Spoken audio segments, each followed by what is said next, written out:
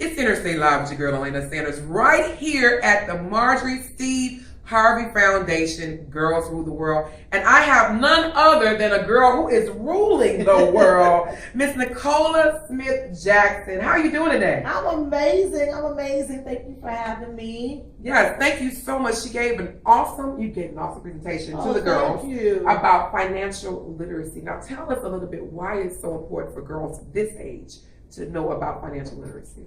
Absolutely. It's so important for girls at a young age to know about financial literacy, first and foremost, because we are in such a fabricated community where it's all about what it looks like versus what it is. We want to definitely have people, the children, to know more about brains outside of just beauty. There needs to be a good combination of that. The other thing that's super important is that we need to start really leaving an inheritance for our children's children. This is biblical. I build everything we do off of biblical principles, but yet so many believers do not live out what we read and what we worship and what we talk about. Right. And so the earlier you start is the better, because why? Most people, I wasn't born with a silver spoon in my mouth. So at what generation do we start? Right? The younger they are, children's minds are more pliable when they're younger. They haven't had the experiences that makes them afraid to make financial moves. Right. So if they have the information and they're armed with it before they even start really managing money, then now they're a little bit more agile. It becomes more natural for them. So that's why I believe it's extremely important for them to learn about it early, so it's not foreign before they start making the money mistakes. So when do you get to that point where you say, okay, Nicola, I don't want to work for anybody else. I now want to become that entrepreneur where I'm making my own money, being my own boss, making my own schedule. Where did that happen in your mindset? Well, for me, I've never worked a job.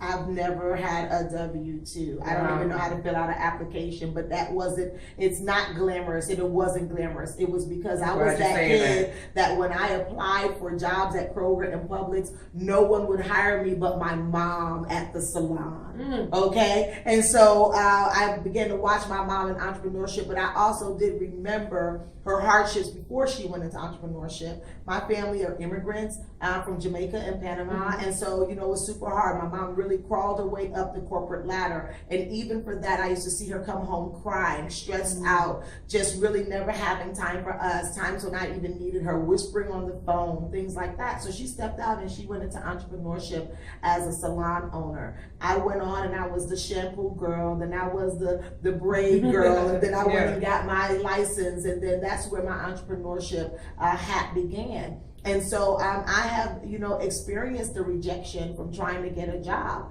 But then now, as when I became a hair salon owner myself, I saw a lot of my clients who they were losing jobs, and it changed their lifestyle.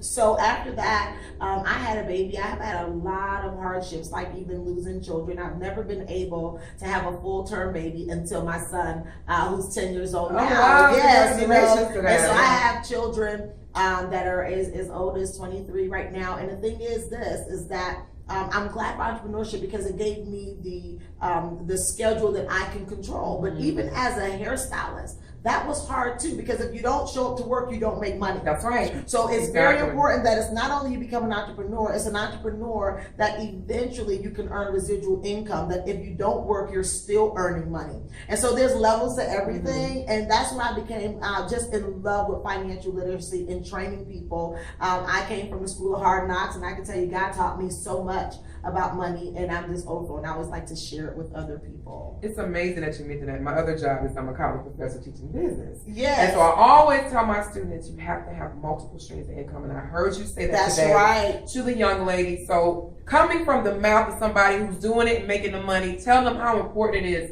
to have those streams of income. You have to, and I have to go back again to the Bible. And I know people say, she always do, but if you follow me, you're going to always see I'm always going to talk like that, because, you know, that has been working. Things and laws and principles of the Bible have been working for people way before I got here. And so anytime you don't know where to go, you go there and you got to answer for everything, and I mean everything. But in the book of Ecclesiastes, King Solomon, right? For those, you go back and read the story, you know who King Solomon is. Right. And he never asked God God for money, he asked God for wisdom. And the thing is that when in that wisdom, if you read in Ecclesiastes, he talks about how you have to have 7 to 8 streams of income. Why? Because you never know when one is down, the other is going to be up. And so if your only stream of income is based off of you showing up to work, then what happens if you're sick? What happens if your kids are sick? What happens if you have to be a caregiver for a loved one? What happens when the jobs say we no longer want you here? Then your whole lifestyle shifts. So even if you do have a job right now, you should always have an additional stream of income that eventually won't need you to show up to work. Right. Not just additional stream, because some people, they want to just be having all these different hats. They want to wear every hat. They're not mastering anything.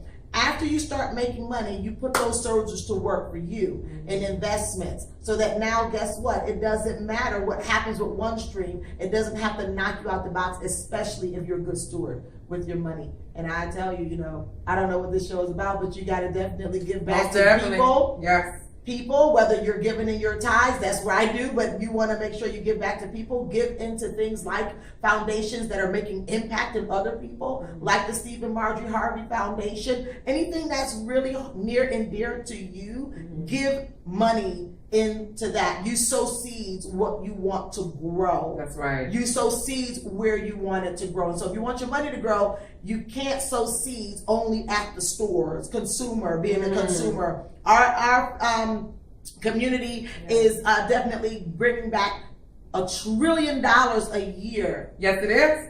Can you say that again? $1 trillion. Can you count $1 trillion? We heard millionaires. We heard billionaires. The buying power. $1 trillion of buying power we have, but where is it? It's not in our bank accounts. Yes.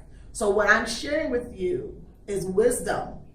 And what you want to do is you have those multiple streams of income. Get smart with money. Be a good steward with money. Treat money good. It'll treat you good. My last question. What does success equate to you? What does it mean to you? For me, success is not about what it looks like. That's the after effect. You have to first begin to say success is being pliable to change, first and foremost. And that's a door that can only be opened from the inside. I need you guys to understand that whatever it is that's coming out of your mouth, you have to be in full alignment with that. And that's why I start with God. That doesn't mean you have to be perfect. Success means that all is well, even if everything is hell. You're going through things. Also, you want to be able to, of course, not be good only with God, but you got to be good with people you love. You make a ton of money and everything else around your life. I heard T.D. Jakes say, public success, private mess. That's not success. And when you feel really good, you can go out there every day and then the money starts flowing. I know you see people who say, well, they're not happy, they're not doing a good day, but they're making money. They haven't told you the full story. You'll see sometimes that they have a lot of ups and downs. Some of those things can be avoidable if you take care of the God first and then your family. And so for me, success, why am I so passionate about it? I buried 3 children. Things have not been easy for me. Me dominating in a predominantly male industry has not been easy for me. So what do I have to hold on to? I would never be able to define what I'm doing now as me being successful. What happens if something happens with that? Then am I still successful? Absolutely I am. And so if you stay pliable to change, that's the first steps to success. I tell you guys, Mrs. Jackson has a ministry inside of her and has a story. I'm pretty sure we can go on and on and on, and we can learn a lot from her. Tell us, how can they reach you and your services, what you provide, consultation, mentorship? Absolutely. You can go to successwithnicola.com, and you can click on the mentorship tab. You can also follow me on Instagram, Facebook, LinkedIn. It's Nicola Smith Jackson, Nicola Smith Jackson, no hyphens or what have you. And then you can definitely connect with me. I love to mentor people, and I definitely love to help people get their finances in order. If you have less than perfect credit, then you are typically going to be running out of money. I don't care if you got a lot of cash in the bank. cash might be king, but credit is power. You have to know how to use that responsibly so that you can get ahead. You can do more with less. That's called leverage. If you're using only cash, you're not able to leverage, and you'll never become wealthy because you're not knowing the rules to the game. So I would love to share that with you. Go ahead and connect with me at successwithnicola.com, and you can find me all over the social media. You connect, and we definitely do answer our messages. She answers her messages. That's what I like right here. You guys right here, Interstate Live, 106 Live Radio. Thank you so much for your time. I appreciate it. Thank you.